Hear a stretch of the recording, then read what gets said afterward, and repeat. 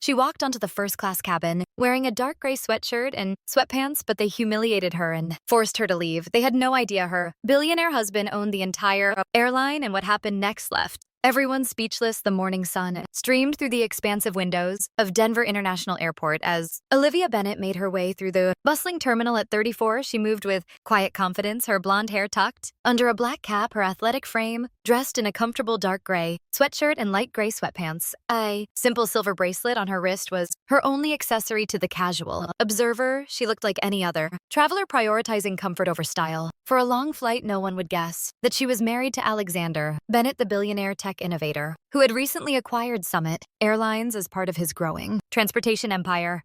Olivia checked her watch, a modest timepiece that had belonged to her grandmother. She had plenty of time before boarding began for Flight 782 to Boston, where her parents were celebrating their 40th wedding anniversary. Alexander had offered their private jet, but Olivia preferred flying commercial. Occasionally, it kept her connected to the real world in ways that wealth often insulated people from. Just a regular black coffee, please, she told the barista at the terminal cafe, fishing cash from her pocket rather than using the platinum card tucked away in her phone case. The young man behind the counter smiled. Heading somewhere nice. Boston family celebration, Olivia replied, dropping her change in the tip jar. Well, have a great flight, coffee in hand. Olivia made her way to gate A22. Her eyes lingered on the families sitting together, elderly couples holding hands, business travelers typing furiously on laptops. This diverse tapestry of humanity fascinated her, perhaps because she'd grown up in a modest household in rural Colorado before meeting Alexander at a tech conference where she'd been presenting her environmental research. Now boarding our first-class passengers for Summit Airlines Flight 782 to Boston, announced the gate agent. Olivia gathered her simple carry-on, a well-worn backpack, rather than designer luggage, and joined the short line forming at the priority boarding lane. A businessman in expensive suit glanced at her casual attire, then did a subtle double take. Olivia was used to these looks. They no longer bothered her. Boarding pass, please, said the gate agent, a practiced smile on her face. Olivia handed over her phone, displaying the digital boarding pass. The agent scanned it, and her smile faltered just slightly as she looked between the first-class designation and Olivia's casual appearance. Thank you, Miss Bennett. Enjoy your flight. Olivia nodded and walked down the jet bridge, unaware that her decision to dress comfortably today would soon create a storm that would change Summit Airlines forever. The first-class cabin of Summit Airlines Flight 782 gleamed with luxury wide leather seats and deep navy blue polished wood accents. An attentive flight attendant serving pre-departure champagne as Olivia stepped aboard. Flight attendant Diane Phillips looked up, her practiced smile freezing slightly at the sight of the casually dressed woman. Good morning, Olivia said warmly, glancing at her boarding pass. Seat 2 by the window. Diane's perfectly penciled eyebrows arched slightly. First class is to your left, she said, her tone carrying a hint of doubt. Yes, I know, thank you. Olivia moved confidently toward her assigned seat, aware of Diane's eyes following her. The first-class cabin was half full with passengers who fit the expected mold: men in business suits, a woman in an elegant dress, a celebrity chef Olivia recognized from television. She stowed her backpack in the overhead compartment and settled into her seat, pulling out a dog-eared paperback rather than the latest electronic device excuse. A male flight attendant named Richard appeared at her side, his voice low but firm. May I see your boarding pass? Olivia looked up, meeting his skeptical gaze. Of course. She pulled up the digital pass on her phone again. Richard scrutinized it longer than necessary, glancing between the screen and Olivia's casual attire. One moment, please. She watched as he conferred with Diane man at the front of the cabin, both stealing glances in her direction. The businessman across the aisle pretended not to notice, but his attention was obvious. Olivia took a deep breath, recognizing the familiar signs of judgment forming. Diane approached now, accompanied by the lead flight attendant, Caroline, whose name badge indicated her supervisory status. Ma'am, Caroline began, her voice professionally modulated but cool. There seems to be some confusion with your boarding pass, Olivia set her book down. There's no confusion. I'm in C2A first class. Caroline's smile tightened. Our system occasionally makes errors. This is a first-class cabin and you don't think I belong here, Olivia finished, her voice calm but direct. Is that what you're suggesting? A flicker of discomfort crossed Caroline's face. Not at all. We simply need to verify. You've already verified my boarding pass twice, Olivia pointed out. It clearly shows I'm assigned to this seat by now. The other first-class passengers were watching the exchange with undisguised interest. Richard stood nearby, arms crossed, his expression suggesting he'd encountered this situation before and knew how it would end. Perhaps you were upgraded accidentally, Diane suggested, her tone making it clear how unlikely she considered this possibility. Perhaps I purchased a first-class ticket. Olivia countered, is there a dress code for this cabin that I'm unaware of? Caroline's professional veneer slipped, just slightly no official dress code, but our first-class passengers typically present themselves in a manner that reflects the premium experience. I see Olivia's voice remains steady, so it's not about the ticket I purchased, but rather how I look. A distinguished older gentleman across the aisle cleared his throat. I've flown in sweatpants in first class many times. No one's ever questioned my right to be here. Caroline flushed, sir.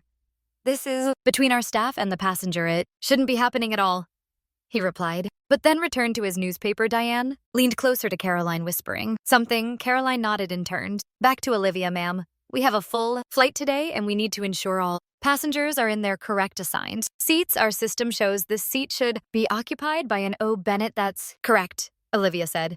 Olivia Bennett, do you have identification to verify that? Richard asked, his tone suggesting he'd caught her in a lie. Olivia maintained her composure, though her patience was wearing thin. You've never asked any other passenger to prove their identity. After boarding the gate, agent verified my boarding pass. It's standard procedure. When there are discrepancies, Caroline insisted. What discrepancies besides the fact that I'm not dressed the way you think I should be? The tension in the cabin was palpable. Other passengers shifted uncomfortably in their seats. One woman whispered to her companion loud enough for Olivia to hear if she bought the ticket. What's the problem? Caroline's expression hardened. Ma'am, if you cannot verify your identity, we'll need to reassign you to an economy seat. Olivia sat straighter. I can verify my identity, but I shouldn't have to. No one else in this cabin has been asked to do so, Miss Bennett. If that's who you are, Richard said with barely concealed condescension. We're simply following protocol. No, Olivia replied firmly. You're following your biases. If I were wearing pearls in a designer outfit, we wouldn't be having this conversation. Caroline's professional smile vanished entirely. This is becoming disruptive. Either show identification or we'll need to move you to economy class. Olivia noticed the other passengers watching, some with sympathy, others with detached amusement. The daily theater of air travel unfolding before them. She could end this instantly by revealing who her husband was, but that wasn't how Olivia navigated the world she had never used Alexander's name to gain advantages or special treatment. This is discrimination, Olivia stated clearly. I purchased this ticket like everyone else, ma'am. Caroline's voice turned frosty. We need to complete boarding. Your options are to verify your identity, move to economy, or deep plane. The injustice of the situation burned, but Olivia recognized the impossible position. Making a scene would only delay the flight for everyone. Fine, she said finally. I'll move, but I want your names and employee numbers. This isn't over. Richard smirked slightly. We'll find you a seat in economy and provide compensation for the fare difference. I don't want compensation, Olivia replied, gathering her backpack. I want accountability. As she stood, she noticed the sympathetic glances from a few passengers, while others studiously avoided eye contact. The older gentleman, who had spoken up earlier, shook his head in disgust with an escort that felt more like an expulsion. Diane, LED, Olivia, through the premium cabin toward economy. Passengers in business class watched curiously as she passed, the hushed whispers following in her wake.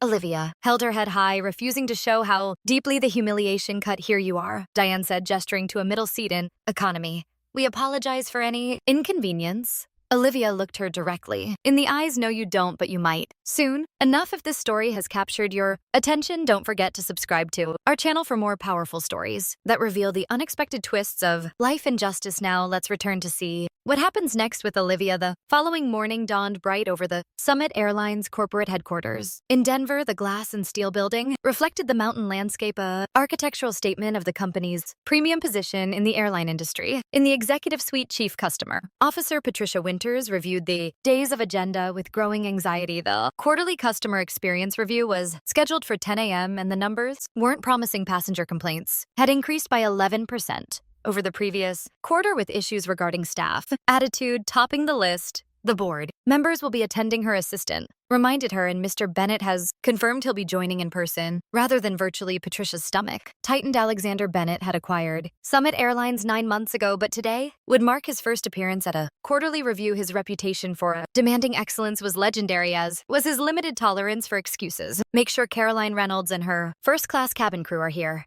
Patricia instructed they've maintained the highest customer satisfaction scores, and we need some positive examples to highlight. Meanwhile, across town, Alexander Bennett adjusted his tie in the mirror of their spacious penthouse. At 38, he carried himself with the natural authority of someone accustomed to success. His tailored navy suit and crisp white shirt projected power. Without ostentation, "Are you sure you don't want me to say something directly to the flight attendants?" he asked. Watching Olivia's reflection as she sat on the edge of their bed, Olivia shook her head. "This isn't about personal revenge, Alex. It's about changing a culture. They humiliated my wife," he said, his voice tight with controlled anger. "That's pretty personal to me." Olivia stood and straightened his tie, though it needed no adjustment, "and I love you for that, but this is bigger than me or those 3 crew members. This is about a system that judges people based on appearances rather than character." Alexander's expression softened as he looked at his wife. Olivia had maintained her groundedness despite the wealth that surrounded her now. It was one of the countless reasons he'd fallen in love with her. She saw the world without the distortion of privilege. "All right," he agreed, "we'll do it your way." He checked his watch. "The meeting starts in an hour. You're sure about the timing?" Olivia nodded. "Absolutely sure, and I'll be wearing exactly what I wore yesterday." At Summit Airlines headquarters, the executive conference room filled with board members, department heads, and key staff. Caroline Reynolds, along with Richard and Diane from the first class cabin crew, sat together near the back. They had been surprised by the invitation to attend such a high-level meeting, but assumed it was related to their consistently high performance metrics. "Maybe they're finally creating that elite service team they've been discussing," Richard whispered to Diane. "We'd be the obvious choice to lead it." Diane nodded, smoothing her perfectly pressed uniform. "I heard the new owner is actually attending. This could be a big opportunity." Caroline shushed them as Patricia Winters called the meeting to order. "Thank you all for being here today." Patricia began. "As you know, customer experience is the cornerstone of our brand promise at Summit Airlines. Today, we'll be reviewing our quarterly performance metrics and discussing strategies for improvement." The room quieted as the door opened and Alexander Bennett entered. Tall and commanding, he carried himself with the quiet confidence that came from building a tech empire from the ground up. "Mr. Bennett," Patricia said, "we're honored to have you join us today." Alexander nodded and took a seat at the head of the table. "Please continue." The presentation began with slides showing various and charts. Patricia highlighted the positive aspects while carefully framing the areas of concern. Alexander listened, without expression, occasionally making notes on a small leather-bound notebook. "Now, I'd like to call attention to our bright spots," Patricia said, her voice gaining enthusiasm. "Our first-class service on transcontinental routes has maintained a 92% satisfaction rating, well above industry average. We have members of that team here today." She gestured toward Caroline, Richard, and Diane. Alexander looked at them for the first time, his gaze revealing nothing in fact. Patricia continued. "I've asked Caroline Reynolds, our senior first-class cabin manager, to share some insights about their approach to premium customer service." Caroline stood confidently and moved to the front of the room. "Thank you, Patricia. At Summit Airlines, we believe the first-class experience begins the moment our passengers step on board. We're trained to recognize and accommodate the needs of our premium travelers who expect and deserve a certain level of service." The door to the conference room opened quietly. "We carefully attend to every detail," Caroline continued, not noticing the new arrival, "from the way we address our passengers to ensuring that the first-class cabin maintains its exclusive atmosphere."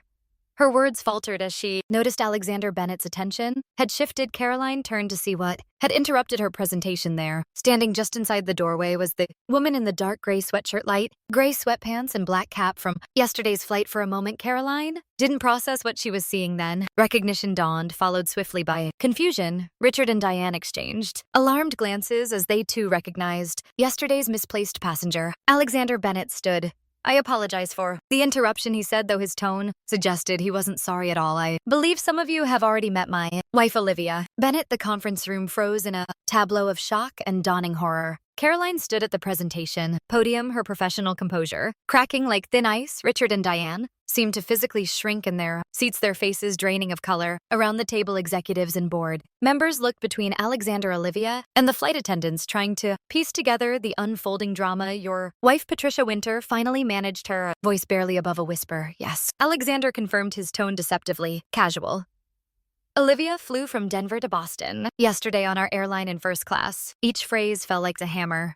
Olivia moved to stand beside her husband, still dressed in the exact outfit that had deemed her unworthy of a seat she'd paid for. The silver bracelet on her wrist caught the light, the only hint of luxury on her person. "Perhaps," Alexander suggested, Caroline was about to explain Summit. Airline approached to recognizing premium. Travelers, please continue. Caroline's mouth opened and closed, no words. Emerging her carefully constructed presentation about first-class service. Excellence now lay in ruins at her feet. Diane stared fixedly at the table while Richard's earlier smirk had transformed into an expression of pure dread. There must have been a misunderstanding. Caroline finally stammered a misunderstanding. Alexander repeated thoughtfully interesting choice of words. Olivia, would you characterize yesterday's incident as a misunderstanding? Olivia stepped forward. Unlike her husband, whose controlled anger simmered beneath a professional exterior, she projected calm purpose. What happened yesterday wasn't a misunderstanding, she said, her voice clear enough to reach every corner of the silent room. It was bias in action. Was judged not by my boarding pass, which was checked multiple times, but by my appearance. She looked directly at Caroline. Richard and Diane, you decided I didn't belong in first class because I didn't match your image of who deserves to be there. You questioned my identity, something you did for no other passenger. You threatened me with removal from the flight, and ultimately you humiliated me by marching me back to economy class in front of a full plane of onlookers. AI board member cleared his throat uncomfortably. Mr. Bennett, perhaps we should discuss this privately. No, Alexander interrupted firmly. This is precisely what this customer experience meeting should address. But let's be clear, I'm not here as an angry husband, though I certainly am one. His gaze swept the room. I'm here as the owner of this airline, deeply concerned about a culture that judges people based on appearances rather than treating all customers with equal respect. Patricia Winters looks stricken. Mr. Bennett, I have assure you, this incident doesn't reflect our company policies, doesn't it? Olivia interjected gently, because when I spoke with other flight attendants and airport staff after the incident, I heard numerous similar stories. A teenager in a hoodie with a business class ticket questioned repeatedly, a disabled passenger assumed to be in the wrong line for priority boarding, an elderly woman in casual clothes redirected from the first-class lounge. Despite having a valid access pass, she placed a folder on the conference table. 27 documented incidents in the past 3 months alone, all following the same pattern. This isn't about 3 flight attendants, it's about a culture. The revelation hit the room like a physical force. Patricia reached for the folder with trembling hands. I had no idea, she whispered. That's the problem. Alexander stated you should have known these incidents were reported, but they were classified as customer misunderstandings and buried in your feedback system. Caroline had finally recovered enough to attempt damage control. Mr. and Mrs. Bennett, she began, her voice professionally contrite. On behalf of our team, I offer my deepest apologies for yesterday's incident. There are protocols we're expected to follow regarding verification. Stop, Olivia said quietly but firmly. You're still not understanding. This isn't about protocols. When the businessman in 2C wore sweatpants in first class last month, did you ask for his ID? When the famous actress in 1A boarded in sunglasses and a baseball cap, did you question her right to be there? The protocol isn't the problem, the selective application of it is. Richard, perhaps sensing his career circling the drain, attempted to interject. Mrs. Bennett, there was no way for us to know who you were. That's exactly the point, Olivia replied. You shouldn't need to know who I am to treat me with basic dignity. My worth as a passenger isn't determined by my marriage, my bank account, or my clothes. I purchased a ticket like everyone else. A heavy silence fell over the room as the truth of her words sank in. Alexander looked at the 3 flight attendants. Your actions yesterday reflected poor judgment and explicit bias in many companies that would be cause for immediate termination. Caroline, Richard, and Diane seemed to brace for the inevitable. However, he continued firing. You would solve nothing at a systemic level. It would just make us feel better temporarily while allowing the underlying culture to remain unchanged. He turned to address the entire room. Starting next week, Summit Airlines will implement a comprehensive anti-bias training program for all customer-facing staff. Additionally, we're revising our customer feedback system to specifically track and address incidents involving perceived discrimination or prejudice. Olivia stepped forward, and the 3 of you, she said to the flight attendants, will be temporarily reassigned 1 month, working alongside our customer advocacy team directly handling passenger complaints, another month in economy class service. After that, if your performance reviews indicate a genuine understanding of these issues, you can reapply for your first class positions. Patricia Winters found her voice. I'll personally oversee these changes. Mr. and Mrs. Bennett and I believe we should compensate the other passengers you identified in your report. Alexander nodded in agreement, then addressed the flight attendants directly. This isn't about punishment, it's about understanding the true measure of premium service isn't how well you treat people who look important, it's how you treat everyone regardless of appearance. as the reality of the situation fully dawned on everyone present board chair. L.R. Simmons spoke up. For the first time, I believe we owe Mrs. Bennett our gratitude, she said firmly. She's identified a significant blind spot in our operation that could have continued, damaging our reputation and alienating customers. This is an opportunity for meaningful change. Caroline, Richard, and Diane sat in stunned silence, their earlier confidence shattered by the realization of their actions and the unexpected consequence, not immediate firing, but something perhaps more challenging, the opportunity to learn and change. 3 months later, Olivia Bennett settled into seat 2A on Summit Airlines, Flight 923 from Denver to San Francisco. Dressed in the same dark gray sweatshirt, light gray sweatpants, and black cap, she opened her book and prepared for the 5-hour journey to a climate research conference. Good morning, Mrs. Bennett said. A familiar voice. Can I offer you a beverage before takeoff? Olivia looked up to see Richard standing beside her seat. Professional and attentive, his eyes held none of the condescension from their previous encounter. Instead, there was something that looked remarkably like respect. Just water for now. Thank you, she replied as Richard placed the water on her armrest. He hesitated. Mrs. Bennett, I'm not sure if you remember me. I remember you, Richard? He nodded, acknowledging the impossibility of being forgotten. I wanted to thank you, he said. Quietly, these past 3 months have been educational. Olivia regarded him thoughtfully. How was your time in the customer advocacy? Humbling, he admitted. Had no idea how many passengers felt dismissed or judged by our actions. Things I never even thought about, little comments or assumptions they noticed. Everything people usually do.